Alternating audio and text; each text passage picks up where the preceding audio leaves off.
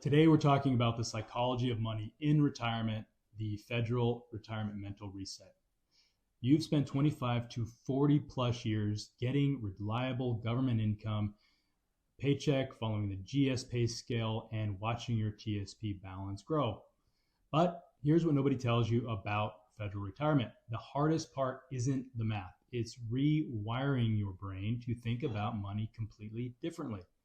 Today, as a federal employee, we're going to be diving into the psychology of money as a federal retiree and why your federal employee mindset might actually be working against you when you retire. Your careers trained you to be methodical and in some cases risk adverse. That did serve you well in the accumulation phase, but in retirement, you need to be comfortable with a little more flexibility. Your FERS pension will cover around 40%, give or take, of your gross retirement income, and then Social Security and your TSP need to fill in the difference there to maintain your lifestyle. Again, for 20, 30, or even 40 plus years, you've been maximizing your thrift savings plan contributions, more than likely living below your means, delaying gratification and building wealth. Now you need to spend it, right? Or you need to be considering spending it, I hope. And recent retirees often suffer from what psychologists call wealth hoarding in retirement because spending feels wrong after decades and decades of savings. Here's a new mantra: I earn this money to support my life, not to sit in an account and eventually be spent by someone who didn't earn it, even if it is a loved one. And we'll talk more about this later. Your government benefits were defined and predictable.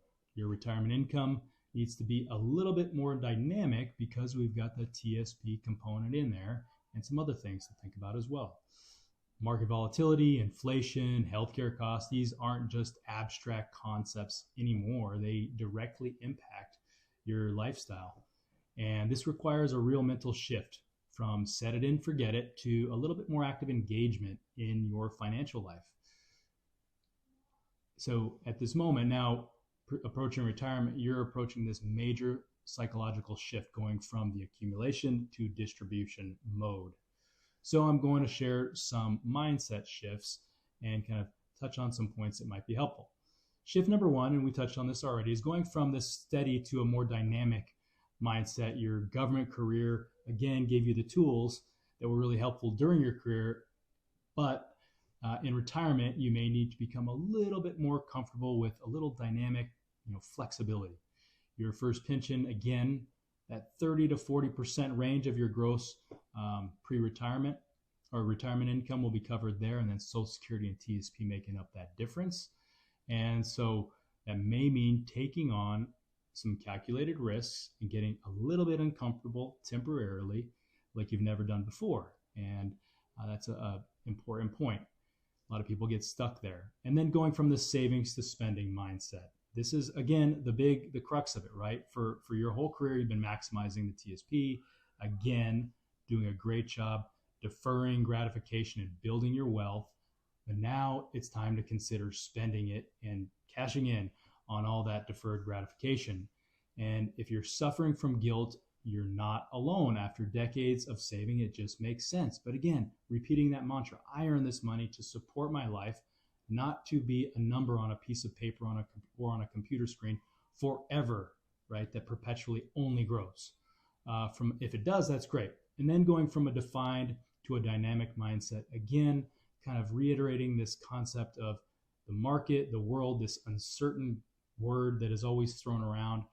It's part of life. And so we need to get comfortable with this new dynamic nature, with having part of our income coming from investments and getting away from that just pure set it and forget it mindset. And finally, shift number 4 is from individual to more of a legacy mindset. So as a federal employee, as anyone, right? Your whole career, it's about progression and benefits. And then suddenly in retirement, and then as we start getting a little bit older, we start thinking about legacy, what we're going to leave behind, how we're going to support our loved ones, our spouse, causes that are important to us. So this broader perspective can be overwhelming, but once we work through it, it can be very liberating and freeing to be having those thought exercises. So how do you actually make these mental shifts? So here are 4 psychological tools that do work. So who better than you? Reality check. That's one. When you feel the guilt about spending your retirement money, ask yourself, who better to spend your hard-earned money than you, right? Your kids that didn't work those extra hours, that didn't learn all those lessons over your career, your nephew that you see once or maybe no times a year, Here's a deeper truth. Would it even really bless their lives to inherit a huge sum of money without learning the valuable lessons that come from earning it themselves, right?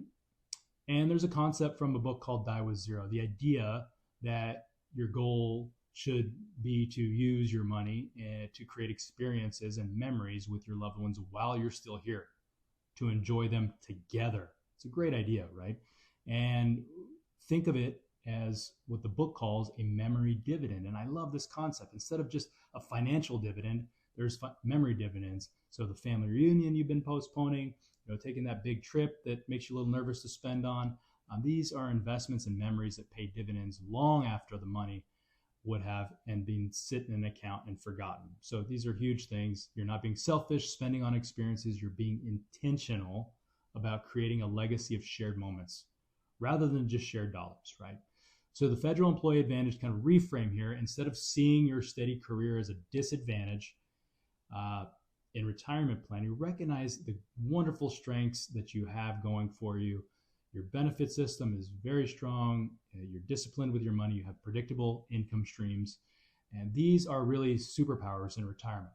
So you've got these 3 buckets that you can visualize. Your retirement in, so you've got your safety money, your pension, your Social Security, and cash you have on hand. Your growth stock investments are another, and then the dreams and discretionary spending. This helps your brain kind of categorize and feel comfortable with the different levels of risk, right? And then the legacy letter. Write a letter to your future self or family explaining why you're making certain financial choices in retirement. Seems odd, but this really does work. Helps you overcome the psychological barrier of wasting money you've worked so hard to save. So here's the final call to action for you, your homework, so to speak. This week, I want you to consider doing the thing that represents your new retirement money mindset. So maybe it's moving money from an ultra conservative fund to a little bit more growth oriented. Maybe it's budgeting that trip you've been putting off. Maybe it's having an honest conversation with your spouse about your retirement dreams and fears. The psychology of money in retirement isn't about having more. It's about thinking differently about what you already have. And your federal career gave you financial security. Now it's time to give yourself financial freedom, right? And what's one money mindset you need to change in retirement? Drop it in the comments below. And don't forget to subscribe for more federal employee retirement strategies that actually work in the real world. Thanks.